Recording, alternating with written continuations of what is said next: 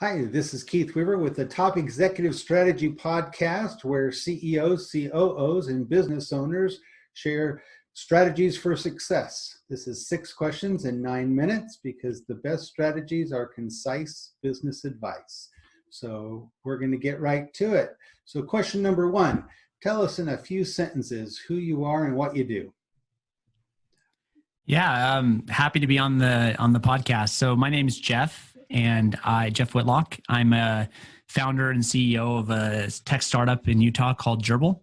And what Girbil does is essentially it's a video and voice messaging tool for teams. So the way I like to describe it is if you've ever used the Marco Polo messaging app, it's sort of like Marco Polo and Slack had a baby. So it's kind of organized. You can create your own team workspace, create channels and stuff, but the main form of communication is not text messaging, but it's video and voice. But it's all what we call asynchronous, meaning it's not happening at the same time. And a pretty baby, not an ugly baby, right? It's a great baby. Awesome. Getting better every day. Well, good. All right. Question number 2. What's the best thing about being a business leader? I think it's the diversity of the job. I think as a business leader, you're doing a lot of things. Sometimes you're a psychologist to your employees. Sometimes you're a coach. Sometimes you're doing something very technical in finance or in design or software development. And other times you're doing sales. So it's just incredible diversity, especially at a startup, just incredible diversity. Like no 2 of my days are the same. And I love that. That's awesome. Yeah. It's hard to get bored when you have that many things going on, right? Yeah, exactly. And then I think the other thing too is just, I think that it is a profession where if you choose to do so, you can do a lot of good. You can do good in the community and do good in the lives of your employees. Very good. All right. Question number 3. I hear from other business leaders that their people strategy is often more difficult than the actual business strategy in their business. Your thoughts on that? Maybe when you're bigger and more established, a company, people strategy starts to get a little bit harder. But I think when you're an early small startup, I think actually probably business strategy is harder as you try to figure out a business from scratch. And you have fewer employees to worry about. So, and you're as a small team, this sort of culture just kind of happens organically. And a lot of as long as you have a cohesive group, I think a lot of those problems don't manifest themselves until you grow. Very true. I think the stage of the business really does make a big impact on that. So, well, good. All right. Question number 4. What strategy would you like to share with other business leaders today? I'd like to share a strategy that I think is probably pretty relevant to a lot of your listeners. I'm guessing a lot of people have recently gone from what we call co-located work, which is working out of the same office, to working remotely. So my startup, we've been around for a little over 2 years and we've been remote since day one. So we've had a lot of practice of going remotely. And one of the things we've learned the hard way is that when you go remote, you have to work differently. And I'm sure many people know. So the strategy that I'd like to encourage people to do is to adopt what was called asynchronous work practices. And basically what that means is when you're co-located in the office, most things are synchronous, meaning they're happening at the same time. You have meetings, you tap people on the shoulder, you ask them quick questions. Everyone's sitting in the office at the same time during the workday. There's certain hours where people are expected to be instantaneously available. So that's what's synchronous, is everything happening at the same time. Asynchronous is where you allow things to happen at different times. And asynchronous is actually what unlocks the productivity of remote work. And I think right now most people are in sort of like remote work hell. And that's what I define as you're sitting alone at your desk all day, but you're expected to be on Zoom calls because your team is trying to run synchronously. You're trying to take the synchronous work practices that you had when you're all in the same office and you're trying to do it remotely. And the reason why that's so terrible and it's just exhausting is because you get the exhaustion that comes from needing to be on and needing to be fixed to a certain schedule, but without the rejuvenation that comes from in-person interaction and face-to-face interaction. So, I'd encourage business leaders right now to work on building an asynchronous culture. So this yields many benefits, because it gives your employees the ability to structure their day that's best for them in these crazy times. People are may not have their kids in school, maybe school hours are reduced. And so a lot of people are dealing with a lot of volatility in their schedules. And so by going asynchronously and giving your employees the permission to schedule their workday around their personal needs, it's going to yield a lot of benefits in that way. There's also a lot of other benefits. It gives your employees less time on meetings, more time to focus and think. And so if you're a slower thinker, you can contribute.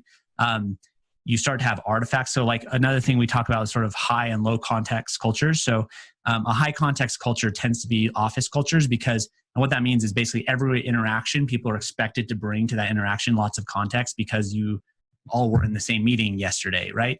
Whereas a low context culture is a high documentation culture where people aren't expected to bring context into every meeting. And if they need to bring context to the meeting, it's easy for them to get up to speed because you have an artifact, whether it's a video recording or a message or a wiki or whatever that can get them up to speed. And so that really helps your team members. I think high context cultures can be really effective in certain circumstances, but they definitely have downsides. And low context cultures are great because it allows you to bring employees on. They get up to speed really fast. People from different departments can engage on problems more easily because they can get the context really fast. So there's a lot of benefits from going asynchronously. It allows your employees to design their work days, focus, and yeah, so that would be my encouragement. And there's only so much you can say about it in a few minutes, but if you want to talk more about how do you make the transition and what practices you need to adopt, I'd be happy to chat. Awesome. That's a great concept and very needed, like you said, with everything going on in transitioning and how to transition. So, well, question number 5, what other business? Fantastic. So number 5, what other successful business leaders or CEOs like yourself would you like to acknowledge or you think would be great on this podcast? Yeah, so I wrote down a list, and all of these names are fellow founders of early stage startups. I like to call them the next generation of Qualtrics in Utah. So maybe, you probably haven't heard of them now, but in 5 to 10 years, they'll be, I think, some of the bigger CEOs in the area. So my list is Aaron Mitchell, Zach Oates, Daniel Ash, Matt Roberts, and Andrea Ibanez. And there's probably a lot more that I missed, but that's kind of what came to mind. Awesome. Well, and actually one more, Morgan Davis. Morgan. All right. Well, we'll check those out and see if we'll invite them to put them on the podcast and see if they're available. So question number 6. We had about a minute and a half left or so, but as a final fun question, tell me about your favorite past boss. I've had too many. I read this question. I just had too many. I don't want to pick one because I don't want to offend them. Not to say they would hear this, but I will say what I think made the handful of favorite bosses, what made them great was a couple things. One, they adapted their management style to me personally as an individual. So I really felt like they got to know me, and then they changed a little bit so that we worked together on the same wavelength. They didn't expect me to come all the way to work where they wanted me to, and they kind of met me in the middle. Second thing is they showed a lot of appreciation.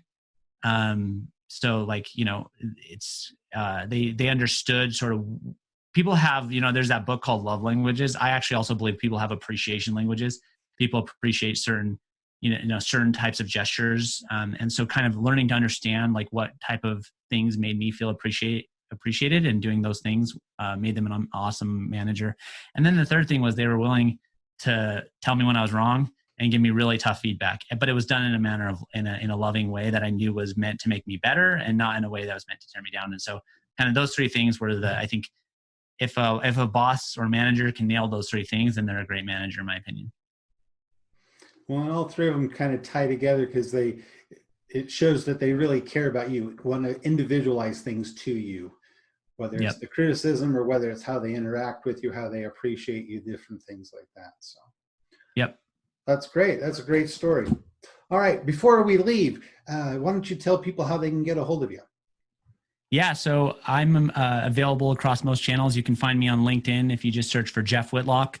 Available at Twitter. My hashtag's at Jeffrey Whitlock, and then email jeff@girbil.com.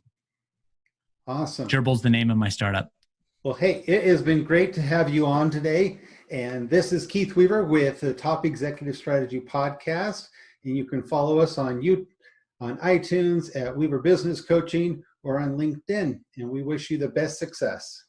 Okay, thank you. Appreciate it.